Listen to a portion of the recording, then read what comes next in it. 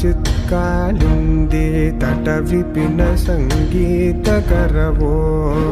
मुदा गोपी नारी वदन कमलास्वादमधुपः रमा शम्भु ब्रह्मामरपति गणेशार्चितपदो जगन्नाथ स्वामी नयन पथगामी भवतु मे।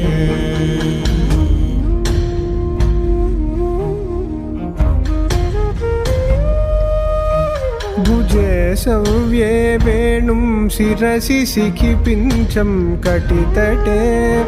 दुकूलं नेत्रान्ते सहचर कटाक्षं विदधते